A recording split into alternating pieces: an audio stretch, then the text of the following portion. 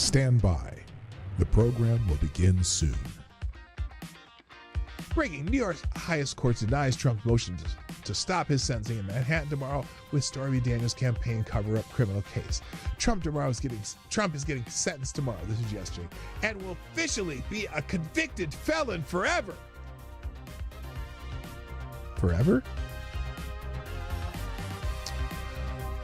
Forever, ever?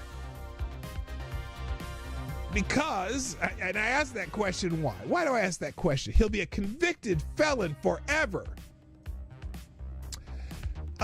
Except that if the conviction is overturned in the appeals process, you are no longer and never were a convicted felon. If your conviction is overturned in the appeals process, you are no longer and never were a felon.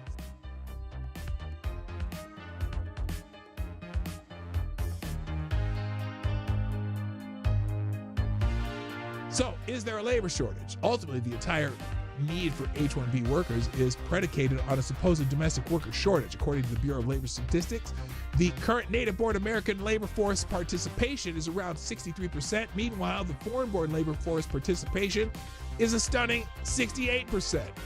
Importantly, per the Wall Street Journal, census data show immigrants who arrived since the start of 2020 are more than twice as likely to lack a high school diploma as U.S.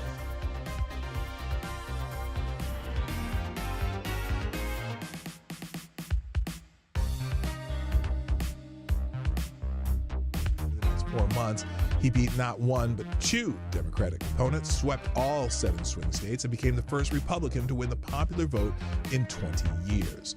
He has realigned American politics, remaking the GOP and leaving the Democrats reckoning with what went awry. I'll tell you what went awry. They suck! Okay.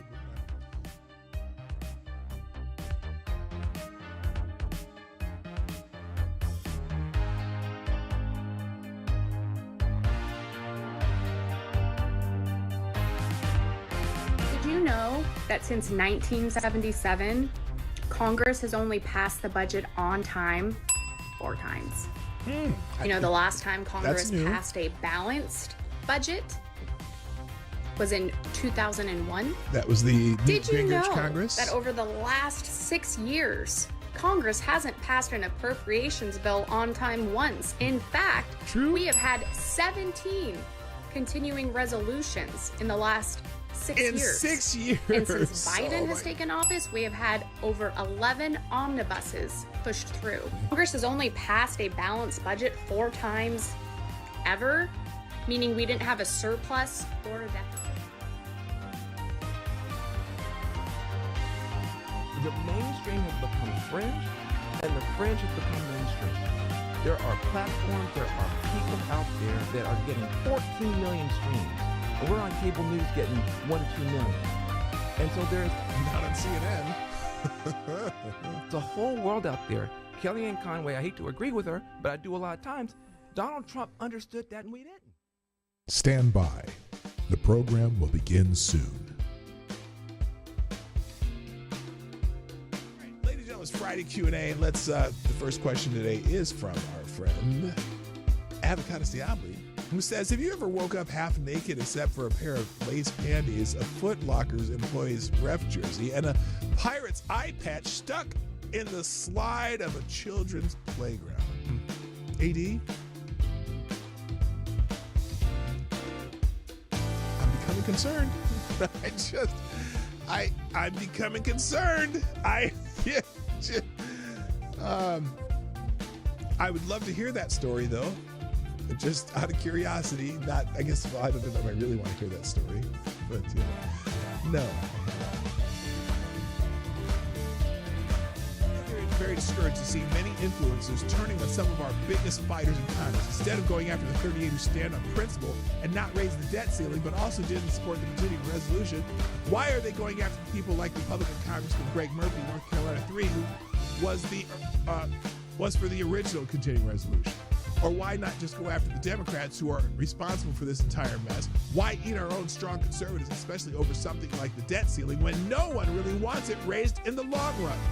Even if the 38 had voted yes on the American Relief Act, it still wouldn't have passed. So what is the end goal here? To get rid of strong conservatives because we don't 100% agree all the time? Stand by. The program will begin soon.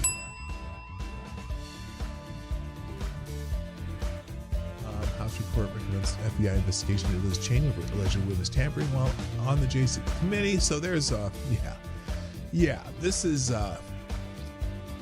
seems to be blowing up in Liz Cheney's face as opposed to getting shot with birdshot by her dad.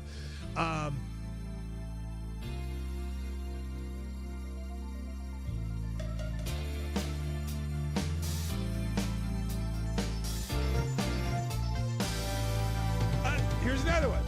Taxpayers fund a disinformation index, but the real fake news is that it's useful. The Department of State wasted $330,000 to fund censorship of non-liberal and conservative media. Historically, the largest purveyor of disinformation is the U.S. government, without question. And now, once again, the government has decided to position itself as the ultimate judge of what is true and what is not.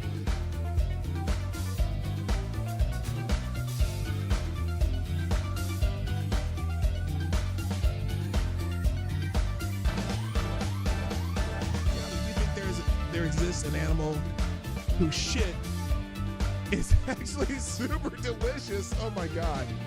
It would have to be some sort of seafood. Avocado salad, what would you consider to be the most disconcerting thing about one could see in the toilet after you got done going to the bathroom? Only things that come from inside you count. Well, I think a 14-foot tapeworm would be kind of disconcerting. You're like, what the heck? That was inside of me. Okay.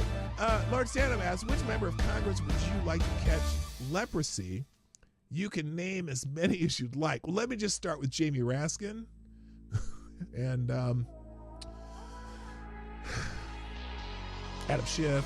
That's enough. This is lightning round. Avocado Diaby says, why is it that Nancy Mace is the only woman in Congress that does not sound like one of the teachers from Peanuts to me when she speaks? Maybe it's because she's from the South, although her accent is not that pronounced. Somnambule Nation, is this the penultimate? Is this the last question? No, it's not. Lord Stanhope, will you have a Merry Christmas? Melancholy. We already explained that earlier. Select a boy who on The Simpsons has a plan that's good on paper but horrible in execution. Oh, obviously Homer.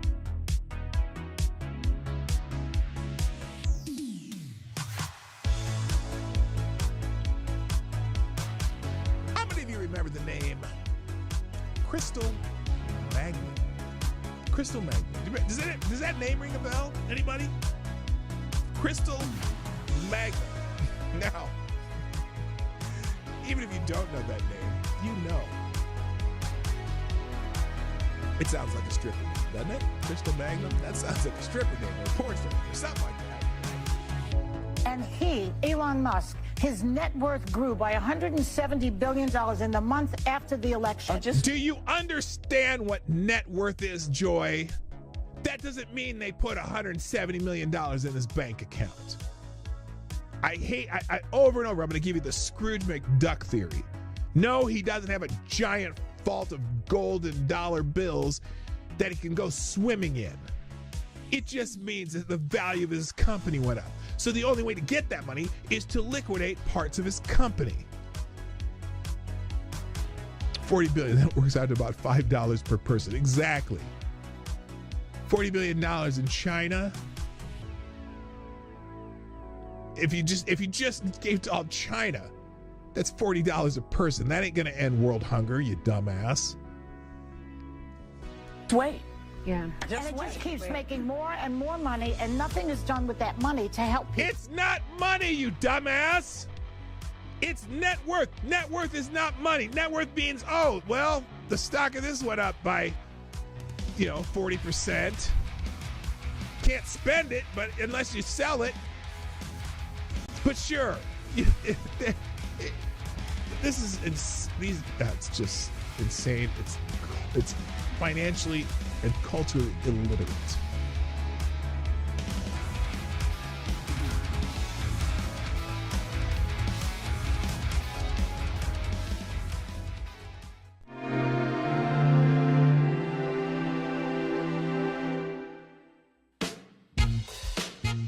Ladies and gentlemen, coming to you live from the Lucky Dog studio in a hidden location somewhere in the upper Midwest of the United States of America, it's a brother making his own way but with all the wrong opinions. Welcome to the Morning Night Live with your host, the one and only P-Dog Knight. Yo. Well, here we are. Let's get it started. Good morning, everybody. Welcome to the Morning Night Live. I'm your host, Marty, also known as P-Dog Knight. On the internet, talking a little low today. Get low.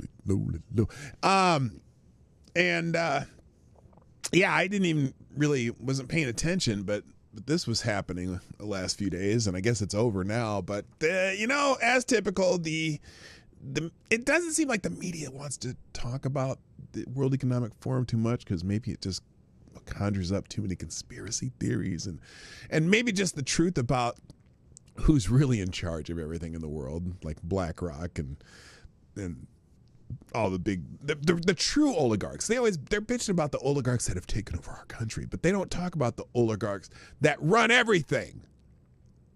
All the giant businesses, the giant investment firms. I mean, basically all the 5 or 6 big investment houses that basically own everything and own each other, and those people kind of dictate everything you do.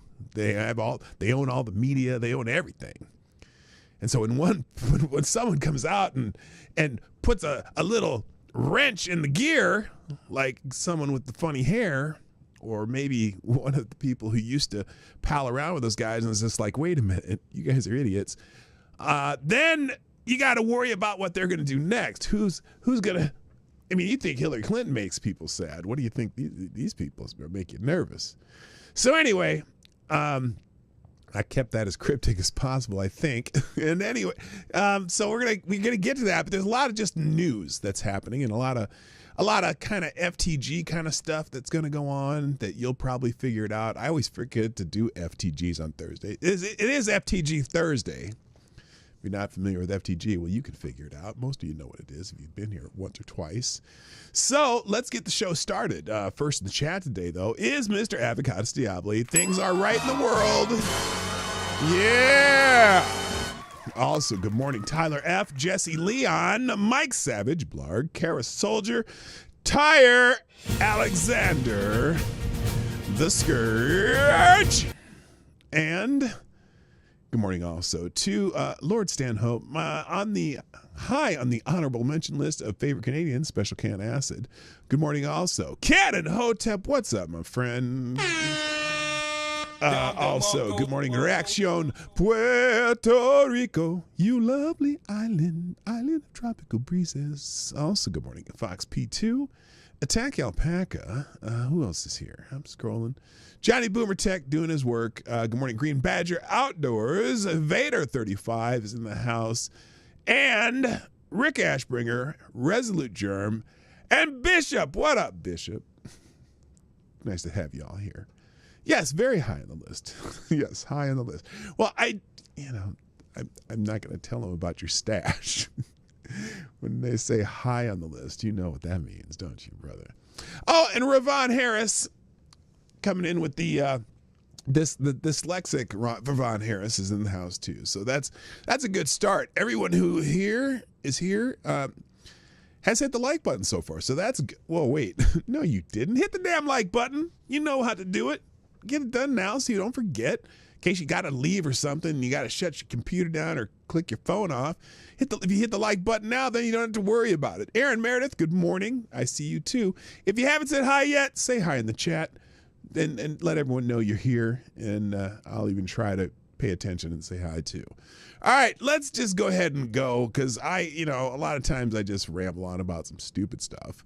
But there are some let's goes. If you haven't replied to the X Twitter thing I put up there, what do you call that? Notification. If you haven't done that yet, well, some of you have. Somnable Nation, thank you for tweeting out the show, as you always do. Also, we got a let's go from okay, that's interesting. What she said, let's fucking go. Woo! What is that? Is that a Etch-a-Sketch that she's dropping on the thing there? What is that? Oh, I don't. Oh, it's like I don't know what the hell that is. Anyway, and then also here we go. Reaction Puerto Rico with the what is that? Let's go. That's like a. Is that a let's go? Come ye hither, go. What is that? I have no idea. Also, thank you, Mike Savage, with the let us go. And also, we got Green Badger Outdoors with a shrimp on a treadmill. I've seen this thing before. Is that real? I'm not sure. Is that real? I don't know. And then you got, there you go. Monkeys and puppies. There's nothing cuter than monkeys and puppies. Or something. That's strange. And then we got a little. What's this dude? I forget what this dude's name is. He's the fake rock. That's a centurion. Okay. My wrestling knowledge kind of ends at about, I don't know, 2005 maybe. So I don't know. Anyway, good morning also. Maddie's in the house. Nice to have you here. And I see Amazing Disgrace is in the house. Yeah, Cannon, did they knock you out completely? Or you just done a 60-day or some shit? So when we had the what was it? The coverage of the inauguration, a lot of people got strikes and all that kind of stuff because we were running those feeds. Like if you look, here's the rules on copyright material as far as when government things are happening. That was an official government business. So especially if you're on things like C-SPAN, which is an official government entity, you shouldn't get a strike for it. But because every single media outlet had to use the official feed, there's only one official feed, and they all had to use that. The content matched some outlets that had, had like copyright broadcast. So they, you won your appeal. Good. I see. My problem with mine, I didn't have any strikes, but I still have a warning up because of that. And so I can't appeal it until I actually get a strike. So that was a pain in the ass. But a lot of people got their streams taken down. As you know, mine did. And we had to go over to Rumble and finish the day there, which was very disheartening. I just got to say, that should never happen. But anyway, good to hear that you're back, Cannon. All right, so let's get this thing going. There's a lot of news going on. Let's start with the Oscars. I'm going to spend very little time on this, but apparently even some people who spend time in this realm of mass entertainment and whatever are annoyed with the Oscars committee because apparently a film, something called Emilia Perez, got like 13 Oscar nominations, and people are like scratching their head. Like the movie wasn't that great, but it's about the right topic. Okay. It's about the right topic. So these are Oscar nominations. It's about the right topic. And of course it's something about, I don't know. It's something about some trans thing in Mexico. So they've been now what's funny about this though, it's a musical apparently, and has some really, you may have seen some of the stupid clips from it. Yeah, they just announced them. They just announced them, Avocados Diablo. And and Conan O'Brien's going to host the Oscars. But one thing they're doing different this year is there's going to be no live performances of the original song nominees this year.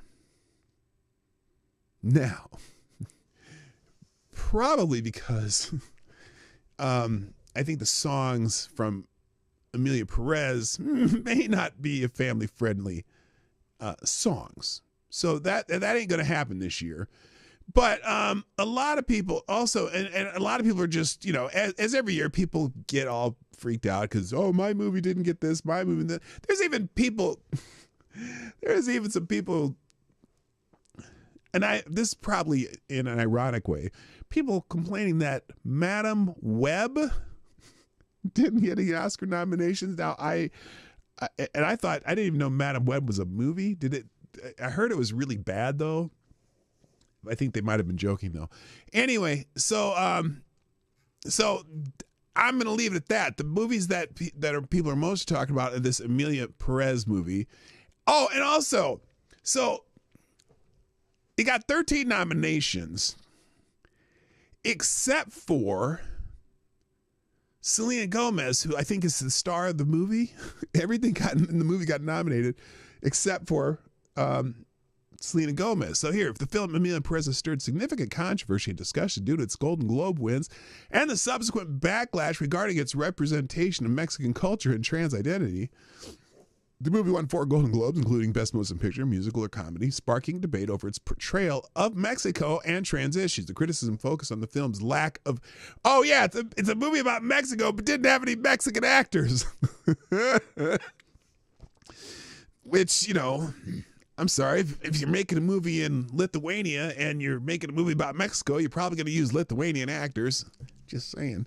Anyway, it said the critics focused on the film's lack of Mexican actors in lead roles, despite being set in Mexico, and its handling of trans representation, with some calling it a step backwards. Well, yeah, I don't know. I haven't seen it. Probably won't. So anyway, but people are mad. We are about to witness the weakest round of Oscar nominations and wins that anyone's seen in a while, and it's all Emilia Perez's and the brutalist's fault. So anyway, it's a bunch of, look, these award shows are as much, Selena Gomez isn't Mexican. No, she is not. I don't think. Excuse me, I'm still dying. If you haven't been here a while.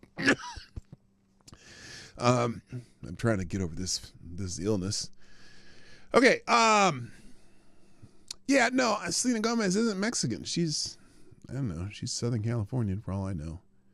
No Challenger score. September 5th nominated. Emilia Perez, multiple nominations. Russian guy from Honora got a nomination. Already off to a rough start.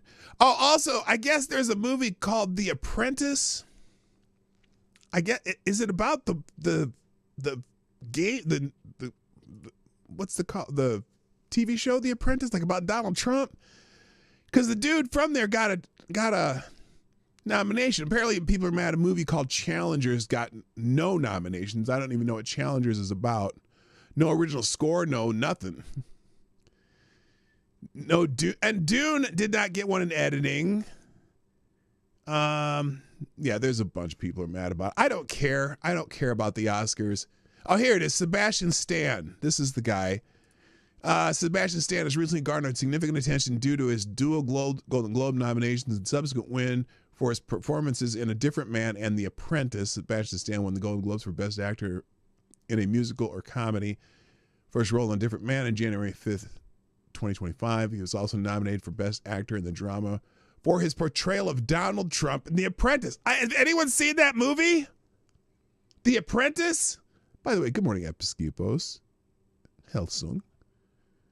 And somebody else just showed up. Who was it? I don't know. Did anyone see that movie? I'm going to tell you right now, the only movie, oh, by the way, and then A Complete Unknown, I guess, got several nominations. Like the Bob Dylan biopic with Timothée Chalamet, who I thought he did a good job. Hello, K-Show. I thought we went and saw it on Christmas Day.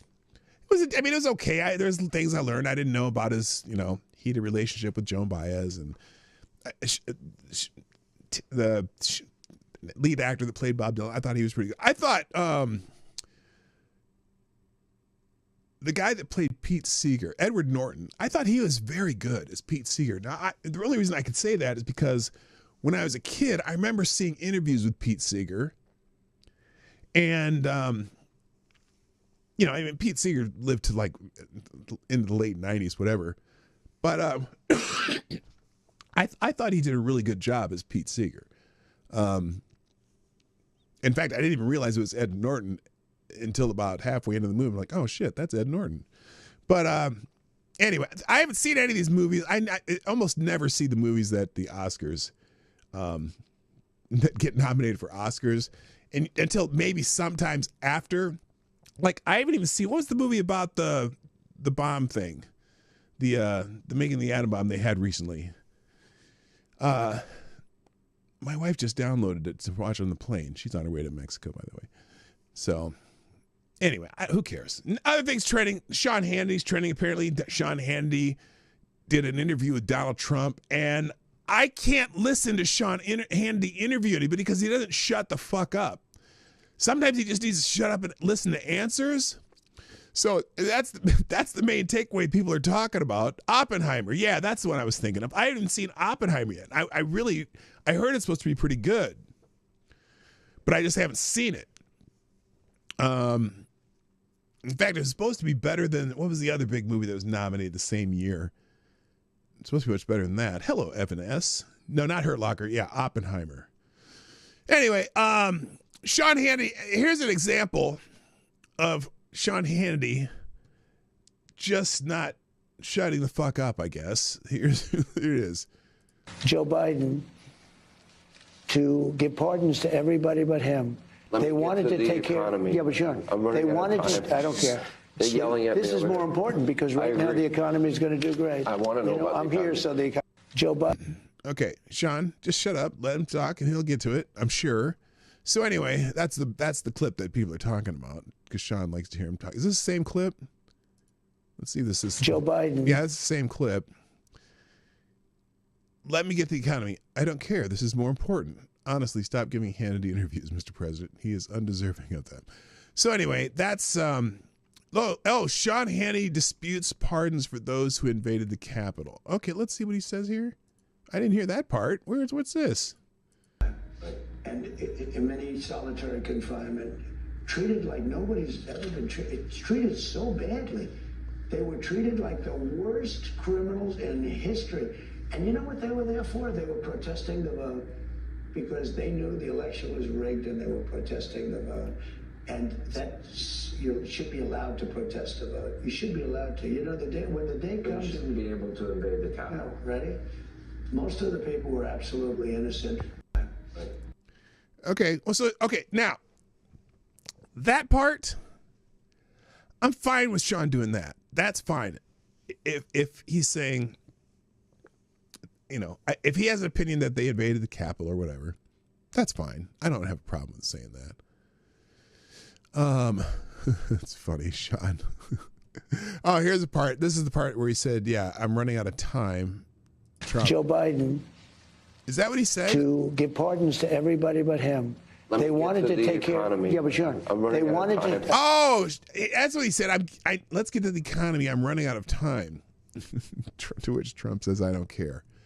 Anyway, I don't know why people are highlighting that. I was going to give Hannity an FTG, but I'll just give him you're Sean Hannity. I'm not going to listen to you. I don't care.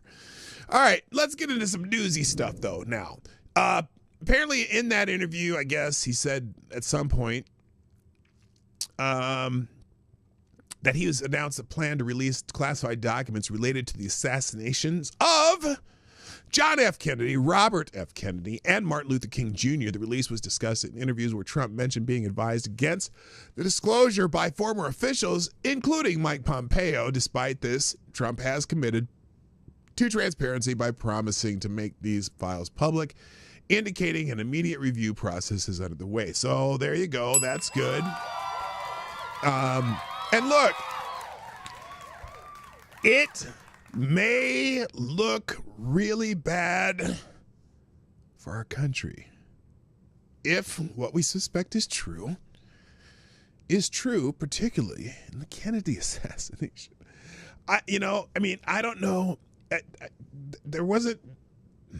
We don't know if there was the same conspiracy with the King assassination, but that would be that and that too, and the RFK. But the fact that you might have had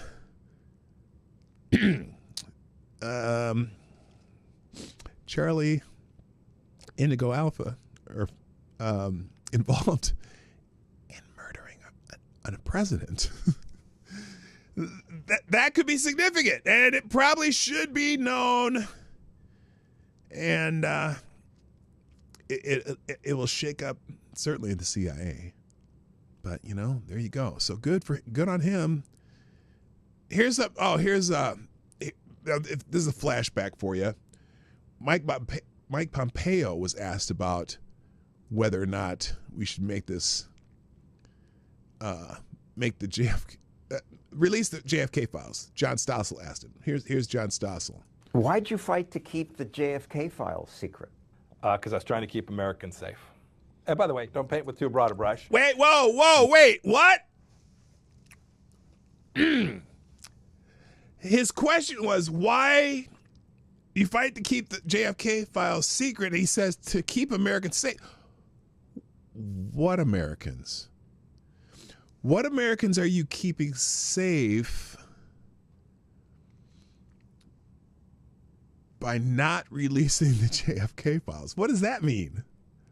What the hell does that mean? 99.6% of the JFK files are public today. But it was 60 years ago. Okay. What did he say? Let me go back. How much? 90 what? Keep Americans safe. And by the way, don't paint with too broad a brush. 99.6% of the JFK files are public. 99.6. That's not 100%. Public records, 60 years old. Wait, 60 or the 80? It's almost, 60. Yeah, 60 years. 60 years. Good morning, my favorite Canadian Jaeger pony, by the way.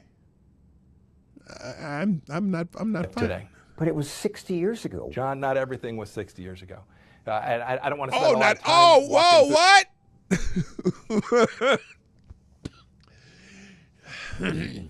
What does that mean? You said to keep Americans safe 60 years ago. Not everything was 60 years ago. What does that mean? through this, but are we going to be able to keep this president safe? Suffice it to say, the definition of a document covered by this statute that you're referring to, it's a little bit wonky, but suffice it to say, if Congress holds a hearing tomorrow on the Kennedy assassination, the documents generated tomorrow will be part of those files. Okay. Those would be tomorrow, they'd be 60 seconds old, not 60 years old. And last thing I'll say is there are things that happened 60 years ago that are still important to keep in the vault. There are lots of things that happened that long ago that still are appropriate not to release. Think of names and addresses and families. And by the way, there's also no value in them.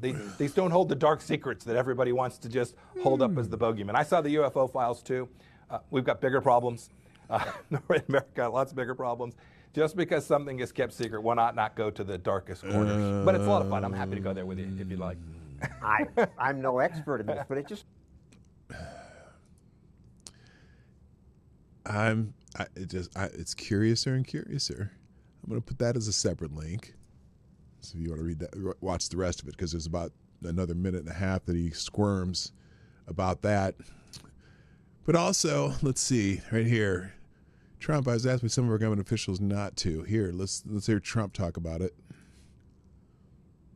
It was an eighth of an inch. The entire ride was an eighth of an inch. Will you investigate these assassination attempts? And you stated that you will release the files, all of the files, as it relates to the JFK assassination. And by the way, this is his desk. Yeah, that's right. This is it. This is where John Kennedy, little John Kennedy. It's a movable door. Yeah. It's a little door there. That's where John was. John, yeah. And RFK, and also Martin Luther King Jr., and that you will be transparent. This was going to happen in the first So many term. people have asked me to do that. And I did it with Kennedy to an extent, but I was asked by some of our government officials not to. And, you have to respect them. I was actually asked by Mike Pompeo, who's Secretary of State. Why? Not to. And I felt he knew something. Now, so Pompeo, does that mean there were also foreign governments involved? Is that the problem? That, it's not just, names and addresses of people. Well, the names and addresses of people from 60 years ago, most of them are dead. But is there something with foreign governments, too? You just gotta, what the hell is this? Something that maybe, when he asks you not to, you sort of say, why? And he felt that it was just not a good time to release him. So when would be a good time? Good time. Doop, doop, doop, doop, doop, doop, doop, doop, doop, doop, doop, doop. And you might ask him why. Maybe he'll deny that even. But he did. He asked me. And some others also, though. They didn't want the Kennedy stuff released. Oh, they're not asking. Well, we haven't heard about Epstein And yet. they're professionals, and I respect them. Okay, enough. I don't care. We get it. He's gonna release them. So that's interesting. Yeah, when Pompeo says, I saw the UFO files too. We've got bigger problems. Really? What are the bigger problems? Anyway, so there you go. That's also news. Also in the news, that's the same thing. John Brennan's, I guess, upset that he's losing his security clearance, and he's been, I guess he's been doing interviews. One of the things he said is, first of all, John Brennan, this is Mary Catherine Ham. John Brennan lied to Congress about spying on them, lied in the Hunter Biden letter, and is once again incredibly full of shit in his explanation of how he wasn't lying in the Hunter letter. He's lucky his only punishment is a security clearance. Quote, this is... Brennan said he misrepresented the facts in that executive order because it said that we had suggested that Hunter Biden laptop story was Russian disinformation. Brennan said on MSNBC Tuesday, no, we said it was all the hallmarks of a Russian information operations, including the dumping of accurate information, which is what we said in that letter. Okay, after several years of Russia bullshit, if you mention Russia, whether he said it was a Russian, the laptop story was Russian disinformation or Russian document, doesn't matter. You mentioned Russia, that's what the first thing that people come to mind. You blamed Russia for the Hunter laptop story. And everybody in the media ran with it that way. John Brennan, mad he lost his security clearance after President Trump used an executive order to revoke it from him and the other 50 traitors who lied about the Hunter laptop story. Brennan says he never called the laptop disinformation. This Politico article proves that he's full of shit. Security clearance revoking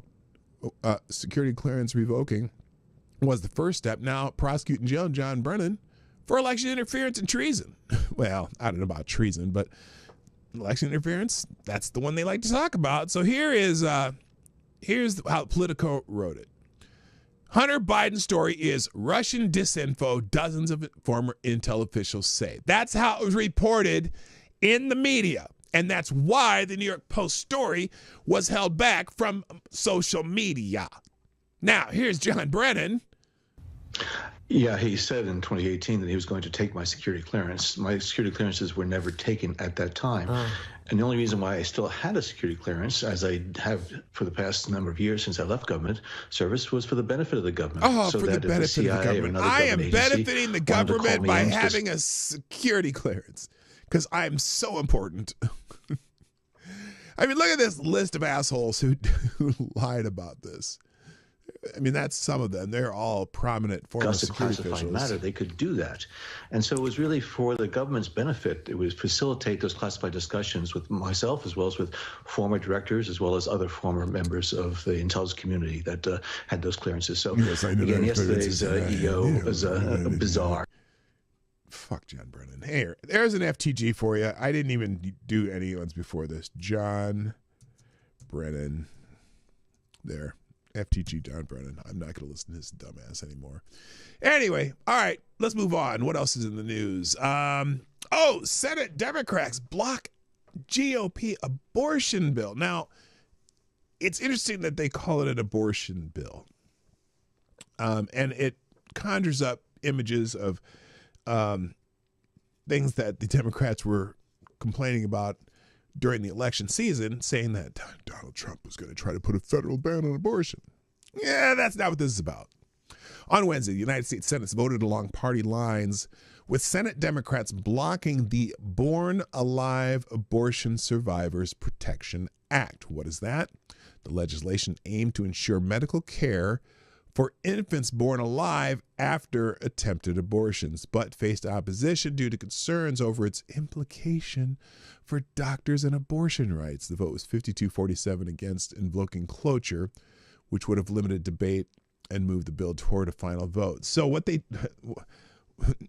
did, again, this is something that they did in Minnesota too. There used to be a law that there's some place where it's a law where if during a botched abortion or a later term abortion where a baby is born alive post viability, and that happens, that they would be required to give medical care to that infant, whatever. Okay.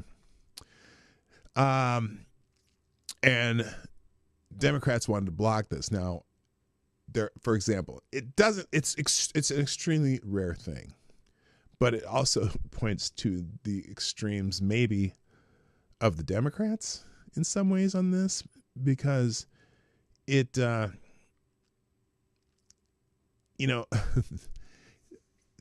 the debate about post-birth abortion? This means you allow the baby, you're allowed to die. You give it no medical care. Now, one of my senators is one of the top people on this reply list, Senator Tina Smith from Minnesota, breaking. Again, listen to how she presents this though. Breaking. Senate Democrats just fought off the first anti-choice bill of the Trump administration. It's only day 3.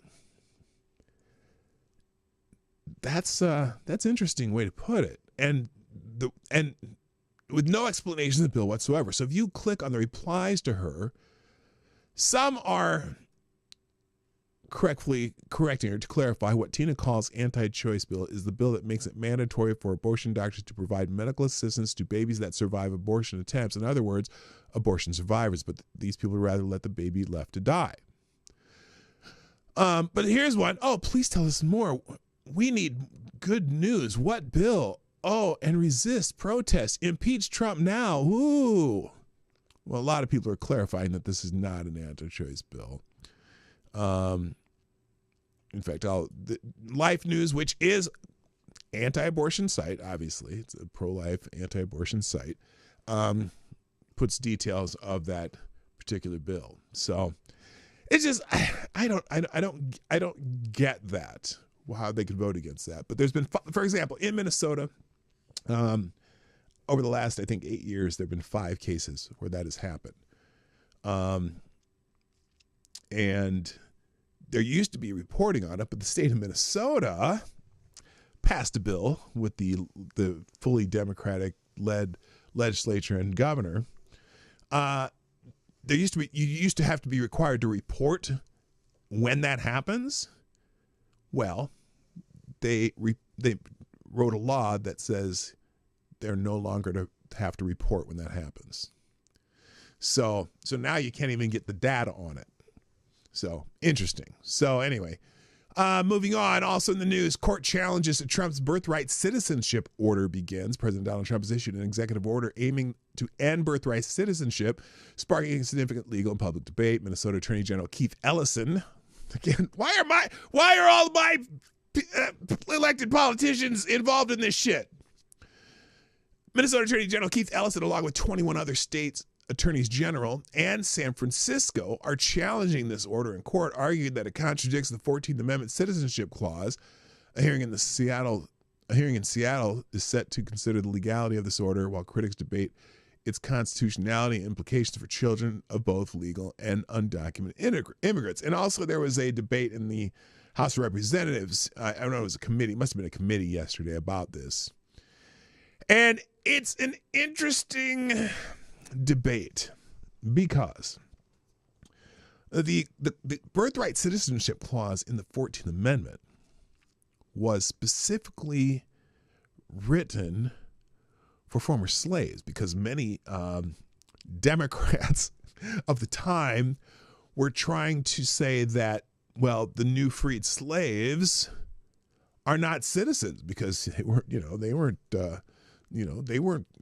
here voluntarily, blah, blah, blah, blah, blah, right? And 14th Amendment said, no. All these slaves that were released, they were born here. They are U.S. citizens. They are immediately citizens. They're no longer property. They are citizens. And also there's here, let me see. Let's look it up real quick. Let's look it up specifically, because there's some wording in the 14th Amendment that would make you think that maybe illegal aliens wouldn't be under the jurisdiction of the country. So let's read this real quick. 14th Amendment on birthright citizenship. Where is it? Here we go. Oh, shoot. I just want the... Well, good Lord. I just want this. I want the clause that says that. Here it is. All right, so okay, here it is. Here's the article. Here it is. All persons born or naturalized in the United States and subject to the jurisdiction thereof. So, obviously, during slavery, all the slaves were subject to the jurisdiction of the United States, right? So all persons born or naturalized in the United States and, not and or, and subject to the jurisdiction thereof, are citizens of the United States and the state where they reside. No state shall make or enforce any law which shall abridge the privileges and immunities of citizens of the United States, nor shall any state deprive any person of life, liberty, or property without due process of law, nor deny any person within its jurisdiction equal protection under the law. Here's the problem, and I think maybe this is what they're trying to do. If, for example, obviously, citizens are subject to the jurisdiction of the United States. All persons born or naturalized in the United States and subject to the jurisdiction thereof are citizens. Okay.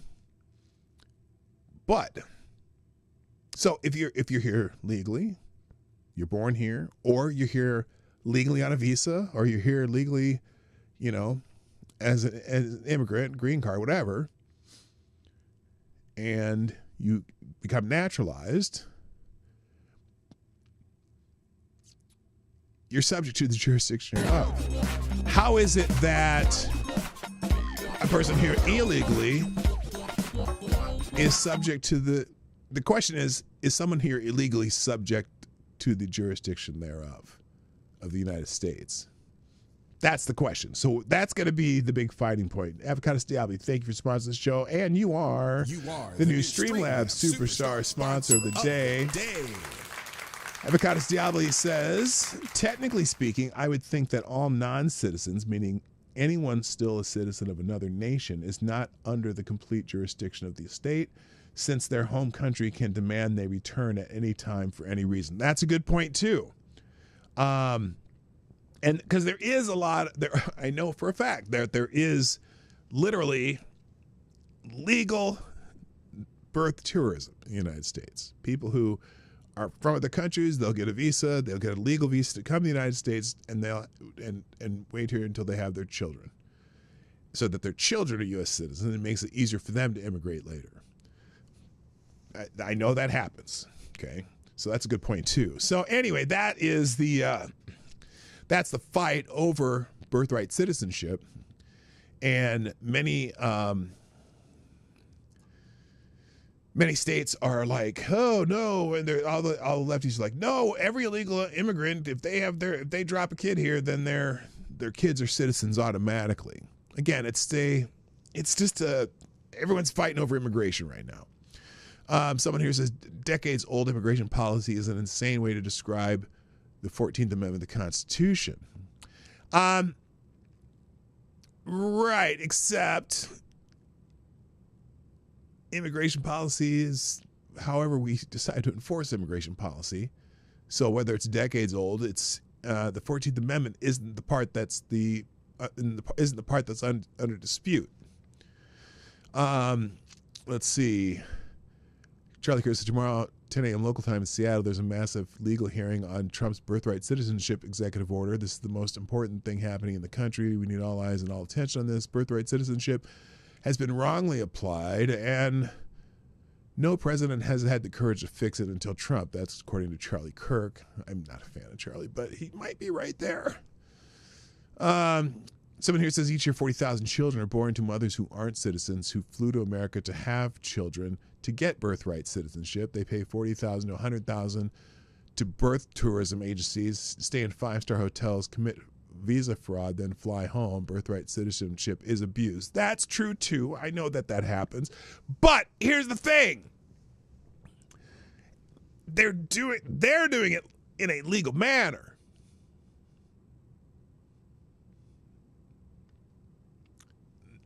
So there's a little bit difference between that and someone who comes to the country illegally. They're even less subject to the jurisdiction of the United States. They're not subject to the jurisdiction of anybody because they did it illegally. So it's interesting. The 14th Amendment was an immigration policy. Good point, AD. In fact, I'm stealing it. That's funny. That's a good way to put it. I'm stealing that right now. Watch. The 14th Amendment was not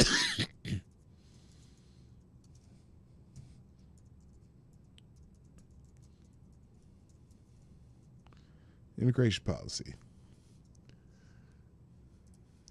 So there you go. Thank you, AD. That's pithy. I'm telling you. That's some pithy shit right there.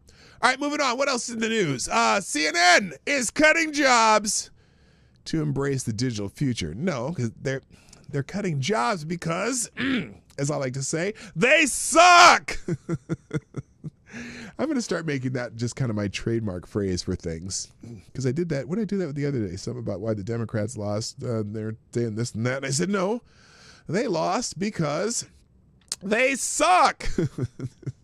CNN is undergoing a significant restructuring, planning to lay off about 200 employees, which constitutes approximately 6% of its workforce. There's only, wait a minute, 6%. They don't have a ton of employees, do they? I thought they had more than that. Anyway,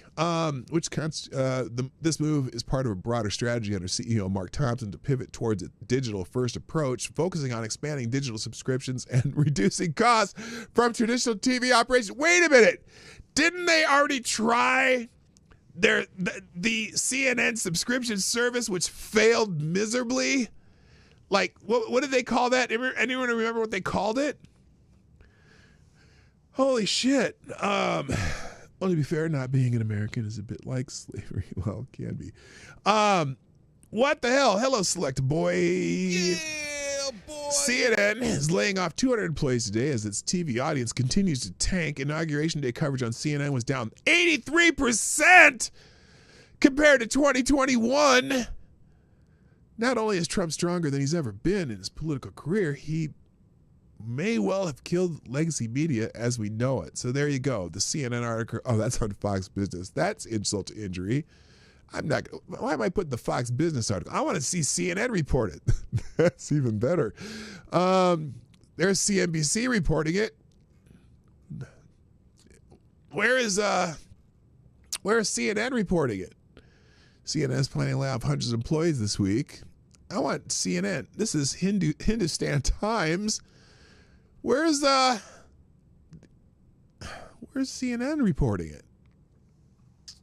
Anyway.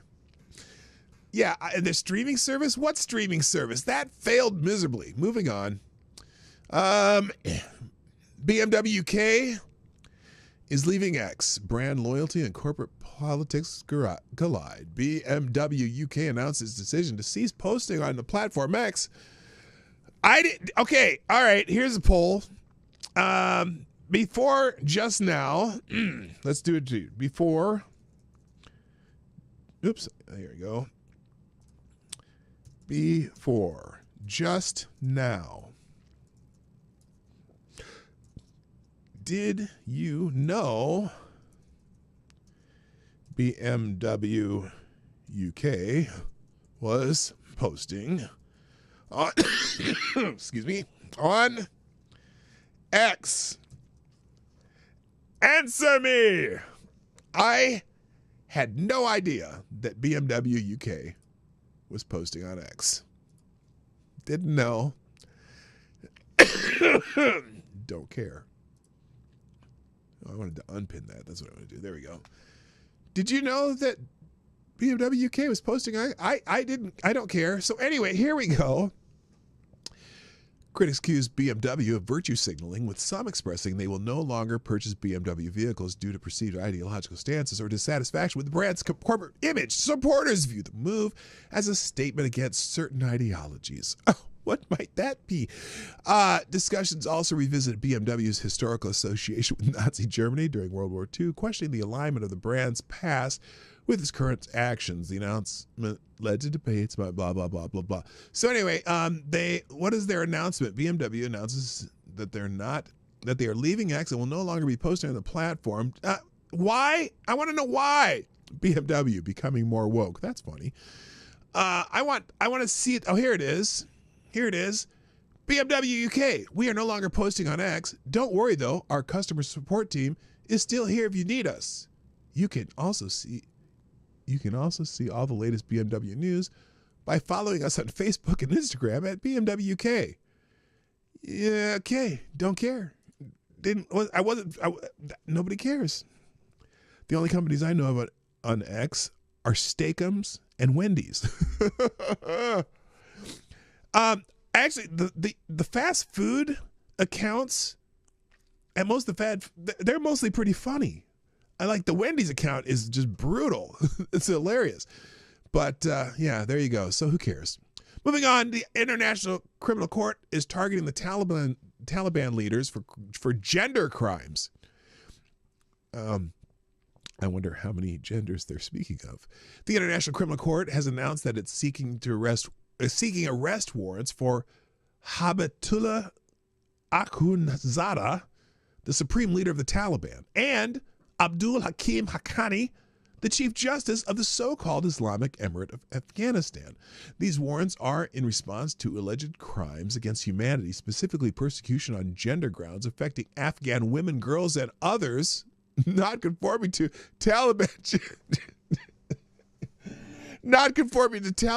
gender expectations since at least August 2021. Now, what happened in August 2021? Oh, snap. That's when Joe Biden left Afghanistan. I'm confused by this when they say Afghan women, girls, and others in Afghanistan? Really? Are you serious? Here's the announcement. I'm going to play part of this announcement, but I don't think I can get through it because I'll just be pissed off. Today, I can announce that my office has filed 2 applications for warrants of arrest before pretrial chamber 2 of the International Criminal Court. Okay. In the situation in Afghanistan.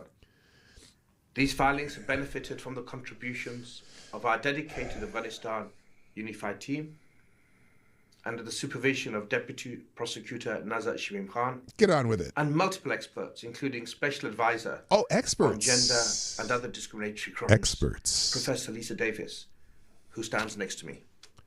Whoa! Oh my God! Wait! Whoa! Stop! Whoa! No!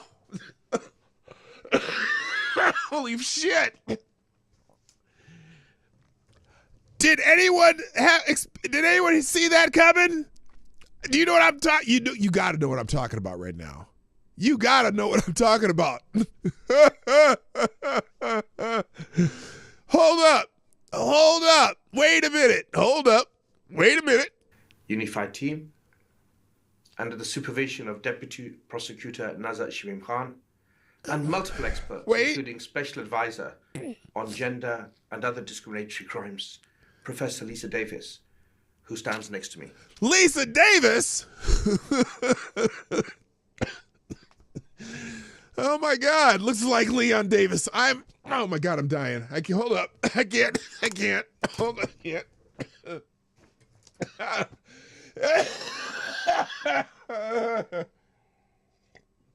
Holy shit.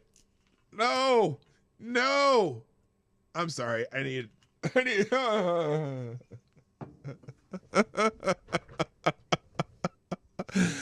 Oh my God. Oh my God. Lester Davis. Oh my God.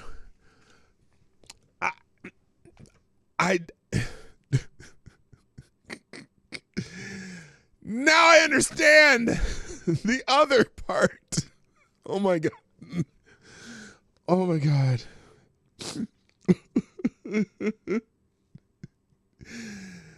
Oh my God.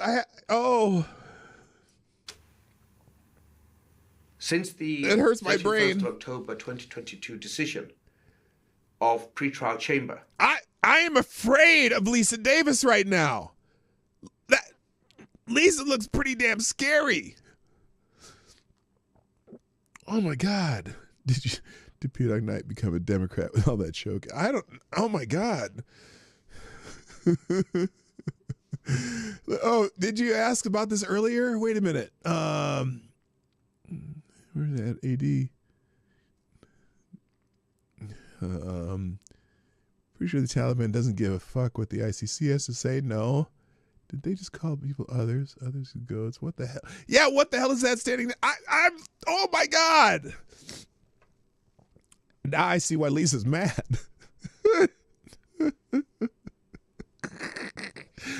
I can't even watch. I gotta take this off my screen. I can't do it. Holy shit. Lisa Davis. Lisa Davis played linebacker for the Eagles back in the 70s. And basically just headbutted everybody. Lisa Davis was in the WWF when it was still the WWF. Tag team partner of Ivan Putski. Okay, that's more like AWA days, but you know what I'm saying. Damn! Lisa got a... You know Lisa has a penis. I got to move on. Healthcare worker. Oh, did you hear about this? So there was a... I moved on just indiscriminately here. Healthcare worker and TikToker face backlash for exploitative videos. Did you see this shit? So there's two different incidents involving individuals engaging in potentially harmful acts for the sake of social media clout, not content. One incident involves a healthcare worker accused of inappropriate dancing on a disabled patient, now facing multiple sex abuse claims. Another shows a young woman dancing near a distressed baby, raising concerns about child safety and exploitation for online views. They did it for the views. Yeah, she was doing some twerking on the healthcare worker's head or some shit. And then she is saying that what'd she say here? She said some dumb shit. Watch. Right now, it's a video that's going viral of me, the healthcare worker that's dancing on top of her patient's head. It's not what it is. Trust and believe. No, what do you mean? It's not what it is. It's not what people can see. Anyway, they took some of this shit down and people are trashing her, which is appropriate. Hello, TC. What's up? I gotta move on. That's not important. Hey, here's something important, though. Stellantis, a.k.a. formerly known as Chrysler, or they own Chrysler, they're now the parent Chrysler, or parent of Chrysler and Jeep and Dodge and all that shit. Stellantis, the parent company of Chrysler, Jeep, and Dodge, has recommitted to investments in U.S. manufacturing, notably bringing back 1,500 jobs to its Belvidere plant in Illinois for a new mid-size pickup truck. The decision comes after the UAW exerted significant pressure on Stellantis, leading to the reaffirmation of earlier promises made during 2023 contract negotiations. Additionally, the next generation Dodge Durango will be produced in Detroit, highlighting a strategic shift of production from Canada, oh Canada, to the United States. No, say, can you see? So anyway, now everyone's going to try to take credit for this. Everyone's going to say, oh, Trump did it. Oh, Biden did it. Oh, whatever. Days after me. But here's the announcement from, I don't even know, who's this on Bloomberg? Listen to what she says.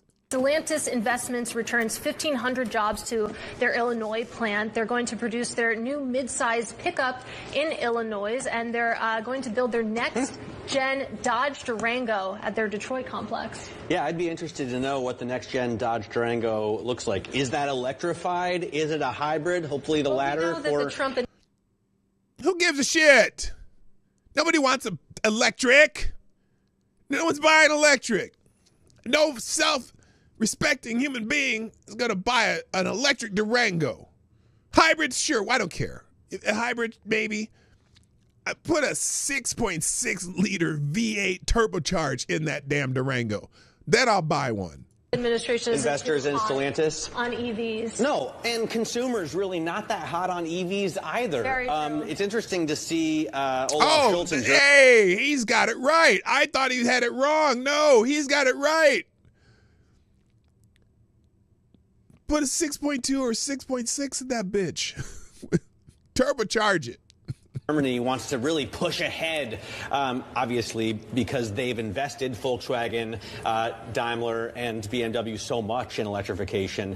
But, yeah, this is interesting. You know, they're also pulling their production down from Canada into the U.S., Illinois, Ohio, and Michigan.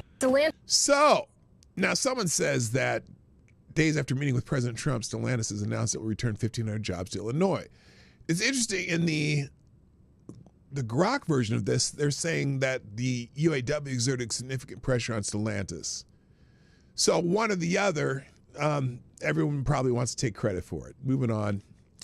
Also in the news, we already did BMW, don't care. Why is this going backwards? ICC, already did it. Healthcare worker, this is Stellantis. Here we go. Now, some of these assholes are still making the claim that the people on January 6th killed Brian Sicknick. So this senator, I think, Andy Kim from New Jersey, who's on 21st said, I just talked to the family of Officer Brian Sicknick, who was killed on January 6th. He grew up in New Jersey, served his nation, but was assaulted and killed. His assailants sentenced to prison until pardoned by Trump. Let us lift up Sicknick's name and memory.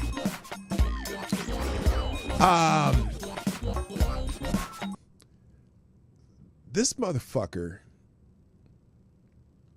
bald-faced lie. Good morning, Mrs. Wild Wolf. Good morning, Renee Matt. I already said hi to you, didn't I? I don't know. First of all, just the part that was killed on January 6th.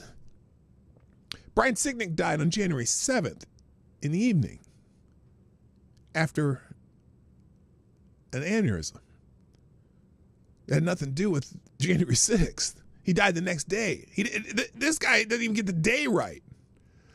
Then Barack Sood says, communities, how has this blatantly, factually incorrect post by Andy Kim escaped notation nearly a full day after it was posted? Mr. Kim claims that Officer Brian Sicknick was assaulted and killed on January 6th.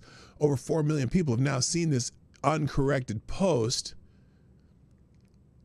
He died of several strokes on January 7th, and the medical examiner deemed it natural causes.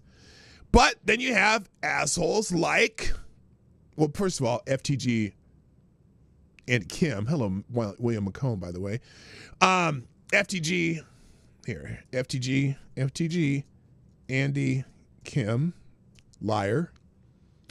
Also, we got assholes like Eric Swalwell. Eric Swalwell. This and to Jason and the officers. My name's Eric Swalwell. Yes, Eric. I'm the son of a police officer. I have two brothers who today tell us some lies, still Eric. Walk the beat. I'm a former prosecutor, so I can tell the difference between a cop and a convict. And Donald Trump just unleashed and released into our communities over 1,000 criminals. Holy shit, Eric.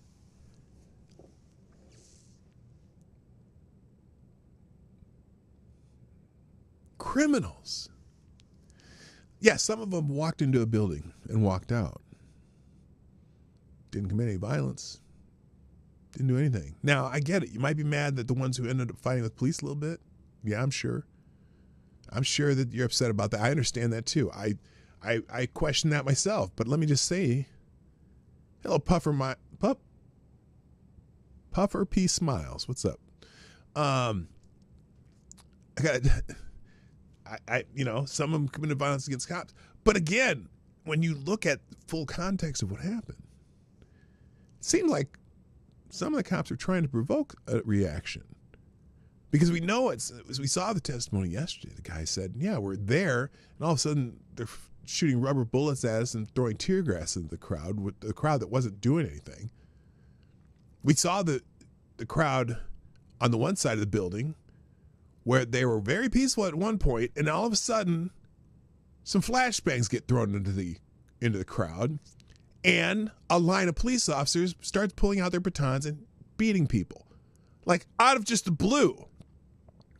Now, and if you look to this asshole behind Eric Swalwell's left, or our right,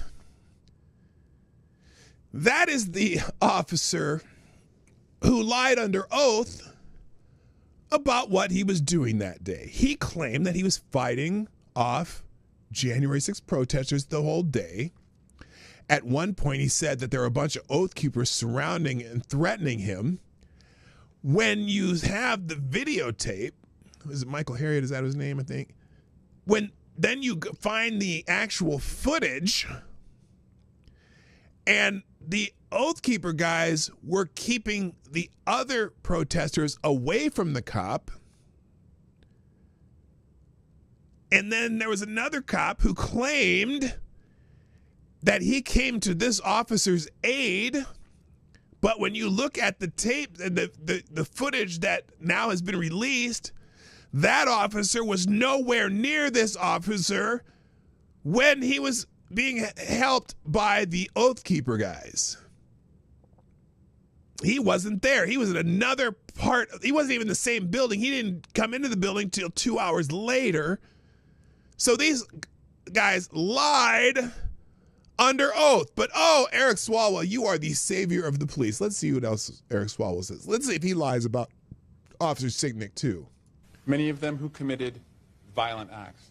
And nothing about what Donald Trump did erases what those individuals did. What did they do? On January 6th. Which ones? All of them, Eric? That's the narrative you're trying to paint. By the way, thank you, Dewey C. Dropping a small bullet in the tip jar, saying she plays linebackers for the Eagles. I got $50 on them this weekend. Excuse me, I'm gonna die because I keep laughing. But thank you very much for the donation. Appreciate it.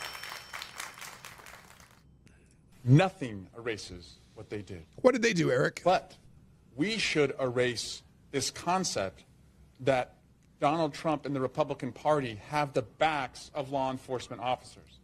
Donald Trump does not back the blue. He backs the coup. And this action makes that absolutely clear. I was in the chamber on January 6th, and I'm eternally grateful to officers Hodges and Dunn. Harry, that's Dunn. Dunn, that's the guy. Is it Michael Dunn or Harold Dunn? I can't remember his name. The dude right behind him who lied under oath, not only to the January 6th committee, but also to congressional hearings on this. Lied his ass off. There is video evidence. He lied his ass off. And I can't believe that our media just doesn't seem that interested. Not interested at all. All that footage that was released to the public, and it's funny how the mainstream media has no interest in it whatsoever because they have a narrative to continue. It's amazing. Yeah, and yes, an AOC was killed 37 times. True. Thank Sergeant you, Cannell, Officer Sicknick, who lost his life that day. Are you serious, Eric Swalwell? Did he say it too? Cannell, Officer Sicknick, who lost his life that day. No. Eric's, oh my God. They're telling this lie. Even if they, you know what? If they would modify it, even if they lied and modified it that he died the next day, it would have a scintilla of truth. But lying that he died that day, he did not die that day. There's a coroner report of the causes of his death and when he died, and it was not on January 6th. They can't get that right. No credibility whatsoever. It's amazing to me. They're still lying about Brian Sicknick. It's unbelievable. Exploiting the death of Brian Sicknick. Sicknick died January 7th of natural causes, and even the mainstream media know it. Why don't you? That's to Andy Kim. For douche nozzle.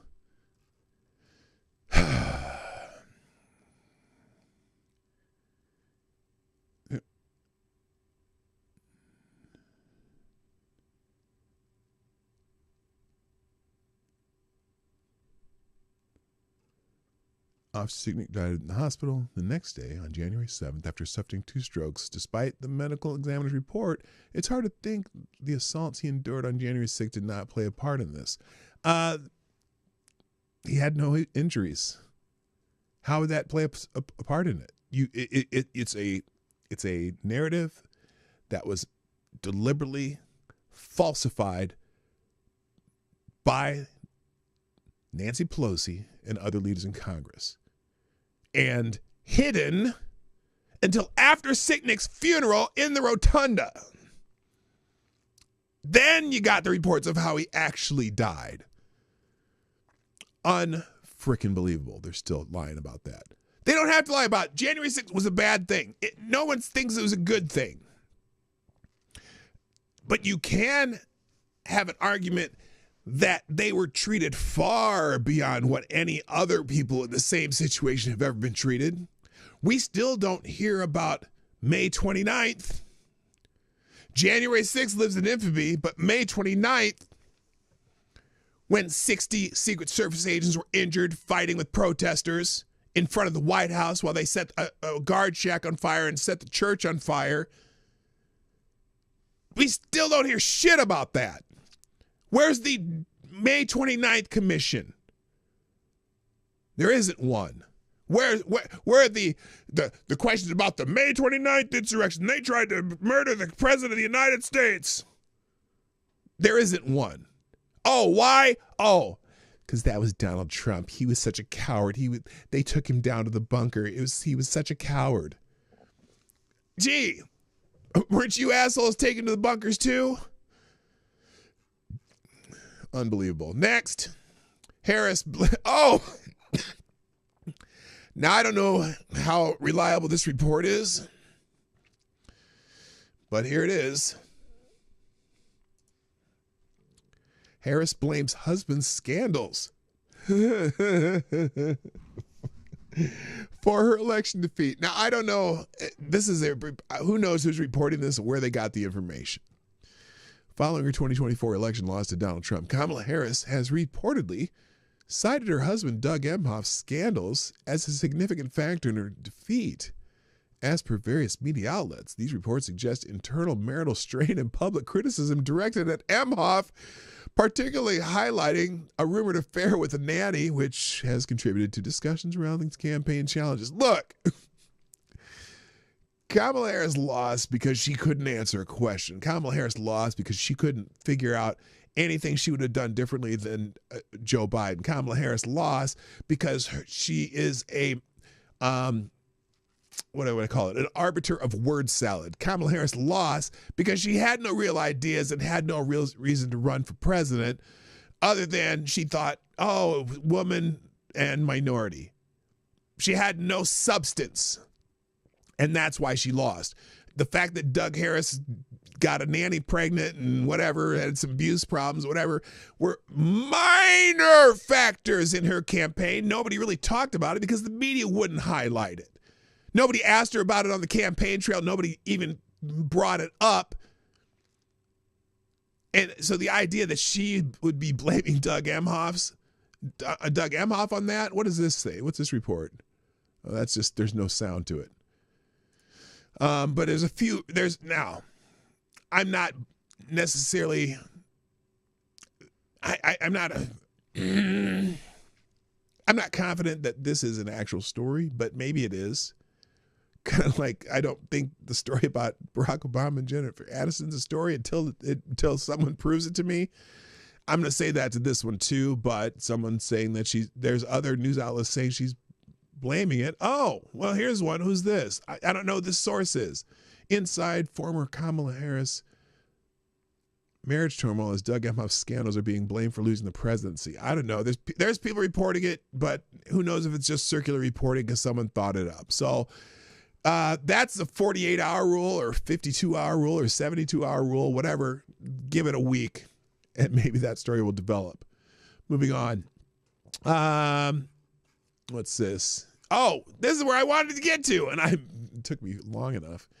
So how many of y'all have been paying attention to the World Economic Forum in Davos, where all the people who own the world get together and tell us how they're gonna, how us peons are going to be ruled for the rest of the, as they bring on their one world government. So the World Economic Forum's annual meeting in Davos, Switzerland in January 2025 is drawing significant attention due to its theme, collaboration for the internet age. Oh, they're going to figure out how to shut us up on the internet. That's what they're going to do. And the presence of numerous global leaders, including discussions on geopolitical tensions, Donald Trump, economic strategies against Donald Trump, and the technological advancements. Without Elon. Hello, Unacceptable Views, my other favorite Canadian. Definitely hookers and blow galore. So anyway, some highlights from Davos is this one's interesting because this one where they're saying the quiet part out loud regarding net zero carbon, whatever you call it, net zero carbon production, whatever, global warming shit. Interesting. The reliance on fossil fuels. But when we set this up at Senator Charter in the beginning, it was two prongs. One was we've got to do our bit to do the right thing vis-a-vis our clients because they want to transition to a net zero environment, but it requires massive investment. That's what we do. We come up with those dollars. But two is we make money. Right? It's a big business for us. And Did you catch that?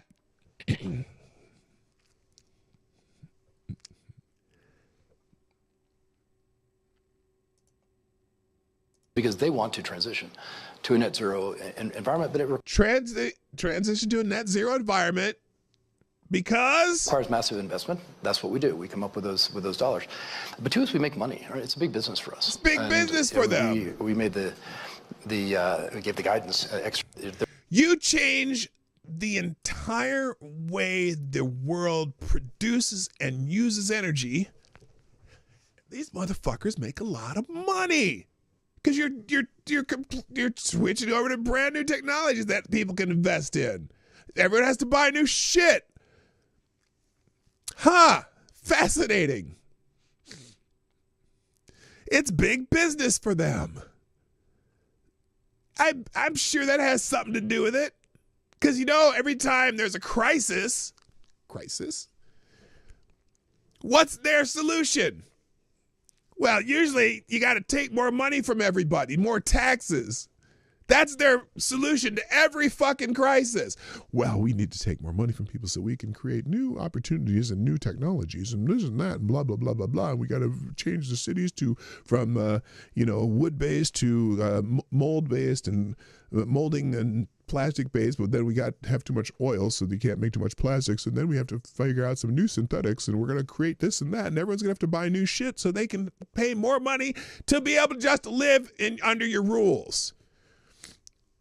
Now, interesting, Rebel News. Now, I'm going to make this separately. I watched this morning. Ezra Levant and what is it? What's the other dude's name?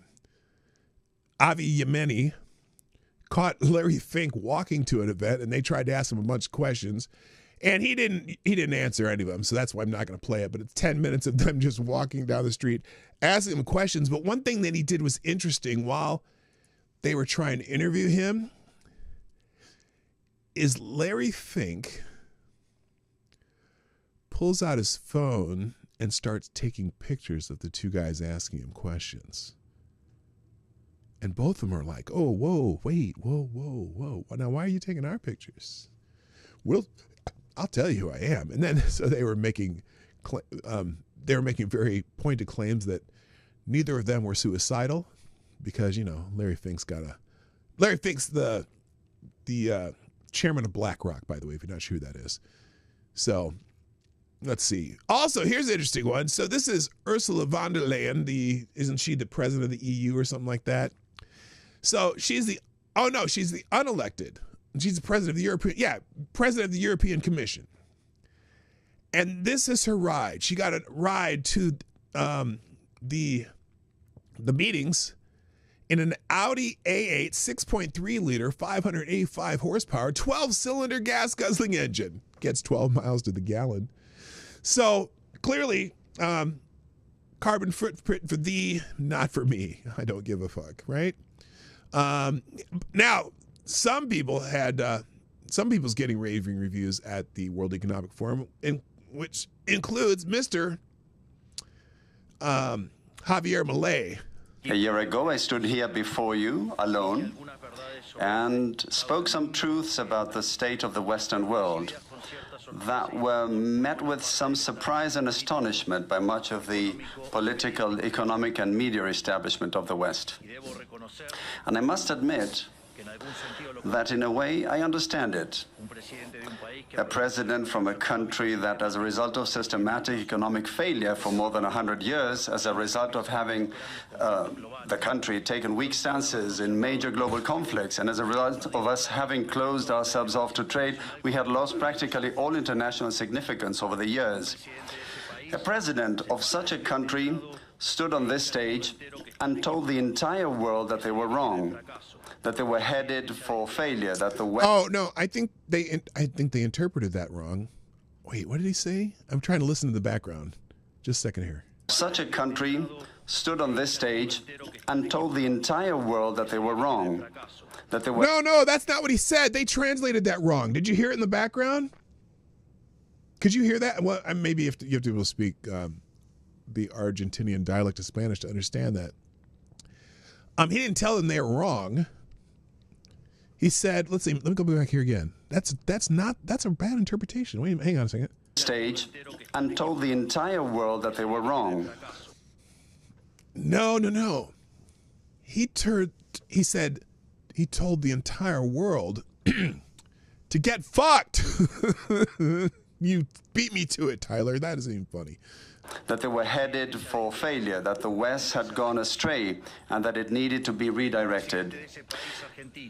The president of that country, Argentina, who was not a politician, who had no legislative support, no backing... Hello, now what up, Boo, my dear friend from high school. Conservative leader, world leaders have wacky hair, just saying. Yeah, I mean, it's a trend, I'll tell you that. From governors, business leaders, or media... Like even Poilievre, or whatever his name is in Canada, from up there in Canada, like his hair is like so tight here, and then it looks like a poof, like over like this. Almost like a blowover of Johnny Neutron. Like it said, it goes up and then it got blown over. but it's anyway. Sorry. Media groups. In that speech, here standing before you, I told you it was the beginning of a new Argentina, that Argentina had been infected with socialism for far too long, and that with us it would once again embrace the ideas of freedom, a model that we summarize as the defense of life, liberty, and private property. And I also told you that, in a way, Argentina was the ghost of Western Christmases yet to come, because we had already experienced everything you were going through, and we already knew how it would end. A year later, I must say that I no longer feel so alone. I don't feel alone because the world has embraced Argentina. Argentina has become a global example of fiscal responsibility, of commitment to honoring our obligations, and obviously a commitment to solve the inflation problem. Also, we are an example of a new way of doing politics, which is about telling people the truth to their faces and trusting that they will understand. Nor do I feel alone, because over the course of this year, I have found allies in this fight for the ideas of freedom in every corner of the world. From the amazing Elon Musk to that fierce Italian lady, my dear Giorgia Meloni. From Bukele in El Salvador to Viktor Orban in Hungary. From Benjamin Netanyahu in Israel to Donald Trump in the United States. Slowly, an international alliance has been forming among all those nations which, like ours, want to be free and believe in the ideas of liberty. And slowly, what once seemed like the absolute global hegemony of the woke left in politics, educational institutions, in the media, in supranational organizations, or even in forums like Davos, has begun to crumble. And a hope for the ideas of freedom is starting to emerge. Now, they missed the most important part of that speech, how he finished. Thank you for letting me address you today. Go fuck yourselves. Okay. Now, speaking of Donald Trump and how they see the election of Donald Trump, apparently this person says in Davos that World Economic Forum elites are in full panic mode. You can hear it in their trembling voices. Their grip on power is slipping. The election of Donald Trump has sent shockwaves through their globalist stronghold, shaking the very foundation of their sinister plans. The people are waking up. The narrative they controlled for so long is crumbling. Their whispers of control, censorship, and manipulation can no longer drown out the roar of freedom. Trump's return has ignited a global movement against their agenda, and they know their days of unchecked dominance are numbered. Now, there's, I hope so, but you got to remember, there's a few major players in the World Economic Forum that pretty much own every fucking thing in the world because of their incestuous ownership of each other. We're talking like BlackRock and Vanguard and all them, but still, here's how they. Here, let's start this from the beginning. Here's how they see. Well, look at just the grimacing on their faces as they talk about this. One way to look at the Trump administration and what to expect from them in the future is that it is an abrupt reversal of the Biden administration. Good! I think my biggest concern would be a move away from global collective action on pressing problems like climate and security because and you're public full of health. shit. You're there. Sorry. To name a few. There seems to be a rejection of COP already, moving out of the Paris Agreement. Good. Emphasis on carbon-based fuel production and a canceling of the green. Because you cannot transition without it. Even if you want to transition to other forms of energy, you can't transition without it. And in fact, you need more of it to be able to get the shit you want, even though you're going to strip mine the fucking world. Dumbass. So I think this is quite harmful to prospects of international cooperation, and my hope would be that the rest of the world would ignore this rather than learn from it. But if people view learn from it, because you aren't going to be able to get those, the cobalt and the nickel and all the other shit you got to get without the carbon fuels. So if you destroy everyone's life by making those so expensive that only the people mining your shit, can get what they want, and then you're going to have everyone change over to what you want because, of course, there's a lot of money to be made in it. Go fuck yourselves. Moment is something to learn from, then I think we're in big trouble for the world economy. Just the opposite. Just the opposite. It makes more sense. Now here's another one. This is another one. Another little Trump meltdown, I guess. Let's listen to this one. Trump has done something no person in the world has ever done before. A dead man, a dead politician, has risen. Yes. Somebody who if we were 4 years ago at Davos, he's buried, a dead. And I wonder how many people at Davos have been funding Donald Trump's demise that has failed. I wonder how many people at Davos, again, let me say it again. I wonder how many people at Davos have been funding what they had hoped would be Trump's demise. I bet you there's a few of them there. And didn't work, did it now? Didn't work now, did it? Politically known to me. He's now returned. This is the greatest comeback in political history of a politician. And then, therefore, he thinks he can do anything. We need to also factor in not only who's won, which is Trump, but who's lost, which is to say us. Trump has...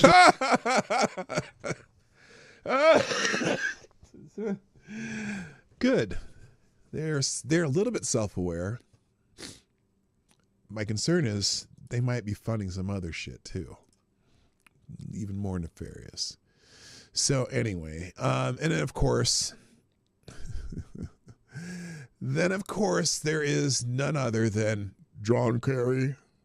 John Kerry was at the World Economic Forum because, he's there and he's going to talk about stuff.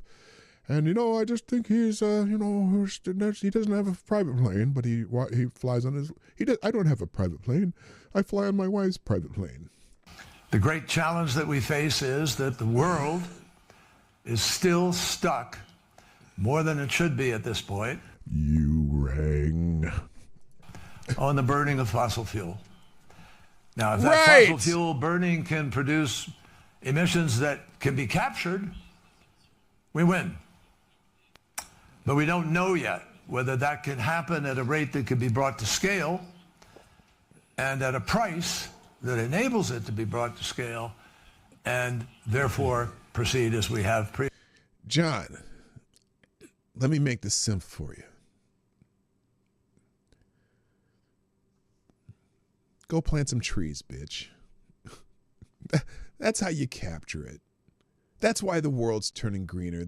There's all kinds of studies showing how the expansion of green during this great time of 0.03% of the carbon that's in the atmosphere has been being used by plants and plankton and trees and grass and planes and all kinds of things, John. Now go get in your private jet and fuck off. Previously. That's the challenge for all of us. Dubai presented the world. Oh, you're right. That is kind of a lizard-scaled motif behind him, isn't it? With a new choice, where almost 200 nations came together and issued a new mission definition after Paris and Glasgow and Sharm el-Sheikh and now after Dubai. And that new mission was that we must, because of what it is doing, we must transition away from fossil fuel, even fossil fuel producing countries. It's so funny that this has been, since the Rockefeller times, they've been trying to fight with big oil, and they I remember when they broke up the monopolies, and it's funny how some of these same politicians have allowed some of these companies to merge again, but they still haven't figured out, again, I'm going to say it again, the only way to transition to new technologies. And you can't get to net zero if you're trying to if you're trying to create all these electric vehicles or electric powered things, this net neutrality, whatever, you can't, the only way to get that energy is to use fossil fuels to get it. You can't create energy from nothing. So it's amazing to me that he still doesn't, it's almost, I don't know. I don't want to say it's virtue signaling. That's cliche. But, you know, I've never seen John Kerry take a sailboat from, you know, his compound in Massachusetts over to Europe and then go drive to Davos by horse and buggy. I bet he's never done that. I'll bet you he's got on the old private jet, which he flies around in constantly. He's all over the world. You see him everywhere in the world. I mean, every time John Kerry pops up, he was in some exotic place or non-American place. And I'm sure he didn't walk, take public transportation. I bet he didn't do that ever. When was the last time you think John Kerry has been on a city bus? I'm going to guess since he was a teenager. I mean, that was a school bus. It might have been short, but still, it was a bus. This guy. Countries signed on to this understanding of the new mission.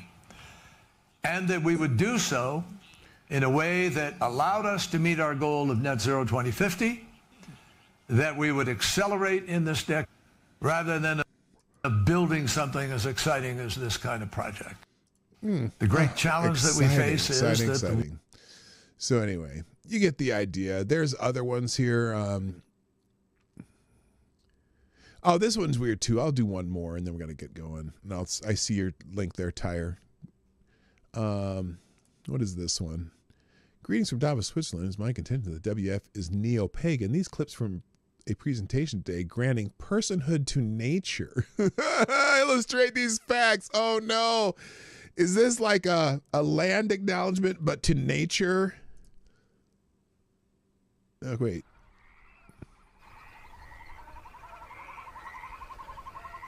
Oh, this is a lively bunch.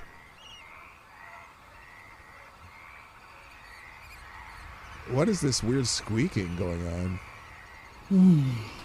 Hello, everybody. Welcome. I'm Johanna Hoffman, founder and director of Design for Adaptation. And this is a fucking Saturday Night Live skit. It has to be. This is not real. This is okay. I am here with all of you to open this session by traveling into the future. Oh. If you come to some other open forum sessions here this week, you might have traveled with me in similar fashion. Oh, and if that's the case, you might know that we are going to spend the next 10-ish minutes exploring a vision of what life in 2025 might be like. It is so 2025. Before we start, take a moment to find... 2025. We're in 2025, ho? What is this? Oh, maybe this is from years past? Find a comfortable spot where you feel a little ease. Yes. Oh. And close your eyes. This is an eyes closed exploration in part. Okay. And my eyes are closed. Take a breath. Take a breath in and take a breath out. On that exhale, all of us here, you, me, the wonderful people on this panel that we will hear from very soon will have traveled 25 years into the future and landed in January 2050. Oh, 2050. We are still in Davos. Okay, what the fuck was that and why? Okay, never mind. That wasn't what I thought it was. Okay, Tyre, am I going to be in trouble if I play this clip? Hang on a second. Where's that link? Here it is. I'm just going to see what it is. Is that a safe link, Tyre? Are you killing me here? This better be real. What is this? Oh, verification. Oh, that's just a GIF of this, whatever this is there. I hope you didn't give me a virus on my computer with that shit. It's afraid. That's, isn't that from Starship Troopers or something? Anyway. All right, guys, I did have one article on this. I'll just skim it real quick and then we got to go. World Economic Forum. Davos attendee admits Trump won and globalist lost. Well, that was the clip you just played. Globalist managerial philosophy favored by European Union has lost and Trump has won. A panelist at the World Economic Forum annual meeting at Davos admitted a somber mood appears to have descended upon the Swiss ski town resort. While the World Economic Forum typically hosts an orgiastic celebration of international elitism, this year's festivities sit in the shadow of the inauguration of President Donald Trump and the rejection of neoliberalism by the American people. The WEF panel discussion on the incoming administration. Yale University professor Walter Mead said that the Davos class needs to understand who's won, which is Trump, but who's lost, which is to say us. Like you assholes, you mean? Who is losing here in Europe? The European Union, and by and large, its member states have misread the direction where events were going. The causes that it is interested in, climate, human rights, some others, as well as the methods of diplomacy that it prefers, are simply being gradually kind of marginalized as something new, not necessarily something better, but something new moves into the center. Major Mead pointed out to a general failing at the heart of the globalist philosophy that modern man has somehow reached the end of history and therefore merely needed a group of international bureaucrats to manage and tinker with incremental shifts. That's not how things work, and especially not how things work at this kind of moment when a technological transformation is really biting into the economy on all kinds of levels in a transformational way, he said. Yeah, you can't control the people's thoughts because some people are allowing people to say whatever the hell they want. I think that's partially behind the ban on TikTok too. Are they wanting to ban TikTok? But anyway, fellow panelist Graham Allison, a political scientist and professor of government at Harvard University, said Trump has done something no person in the world has ever done before. A dead politician has risen. Yeah, we already saw that clip. All right, I'm going to let you deal with that article yourself. We got the idea there. Real quick, Avocados Diablo with another small bowl of the tip jar. Oh, Ms. Wildwolf has been trying to get your attention to check your DMs, just so you know. Oh, thank you. I'm sorry. My brain doesn't catch everything. Let me check my DMs. Oh, there's nothing. Yeah, that's my phone number. What the fuck? I don't have anything in my DMs. What? Is that, or do I? Nothing in the DMs. Thank you, by the way, TC and CG and all the people who also retweeted the show. Oh, another couple more Let's Go's in there, too. Roman Reigns, that's his name. Couldn't think of his name. DMs. I didn't get one, Miss Wildwolf. Unless you mean in Insta. Now I got to check. Let me check over there real quick. And then I got to go.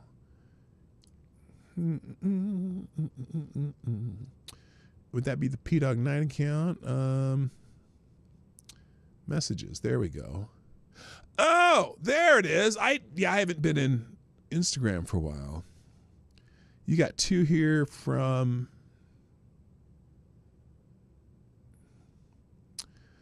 all right, I'm going to tell you what. Oh, Doge sued minutes after Trump is sworn in. Great. January 6 rioters. And what's this last one? Let's just look at this last one. And then I'm going to check these out and we'll probably use these tomorrow, Ms. Wildwolf, because I am out of This time. explains why they kept Joe away from the public most of the time. The president reaches over and he grabs my arm and he says, "The speaker and I just need a couple minutes together. Would y'all just leave us alone?" So everybody leaves and he and I are standing awkwardly in the middle of the Oval Office. And I said, "Mr. President, thanks for the moment. I got some big national security." We talked about this the other day, but I'm playing it. First, can I ask you a question? Why did you pause LNG exports to Europe? And he looks at me stunned and he said, "I didn't do that." And I said, "Yes, you did. It was an executive order." I did not have. No, I didn't do that. And he's arguing with me. I said, "Mr. President, respectfully, can I go out here and ask your secretary to print it out? We'll read it together. You definitely did that." And he goes, "Oh, you talk about natural gas. What I did is I signed this thing we're going to conduct a study on the effects of LNG." I said, "No, you're not, sir. You paused it. I have the export terminals in my state. I talked to those people this morning. It occurred to me he was not lying to me. He genuinely did not know what he had signed." This explains why they kept Joe away from the public. We saw that the other day. I'll leave in the links though, but I don't see. There's nothing in my X DMs. I'm even refreshing X. There's nothing. All right, so if it pops up by tomorrow. Oh, unless it's here. No, you're not Eliza Jones. I know who that is. Oh, there you are. It's making me accept yours. Oh, I see what happened here. All right, I'm gonna accept it. There we go. It was in my hidden DMs. J6 Unfiltered. If you don't want to listen to Rumble, here's my interview with January 6th hostage Mike. All right, we'll do this. We'll do these tomorrow. Thank you so much. You got a lot of them here, and I like. I'm very interested in this stuff. So we'll do that tomorrow. Thank you, Ms. Wild Wolf. We'll get that on the show tomorrow. But I gotta go. Thanks, everybody. I am gonna put today's links. Let me get rid of these in the chat. All right, so there's a few things in here that I did not get to, but they're always interesting. Plus the aggregator on Ace of Spades blog. I'll put that entire list in there today. There's a bunch of stuff in there today. Holy shit. There's that, and I'll move that to the end. And there you go. All right, links. Bada bing.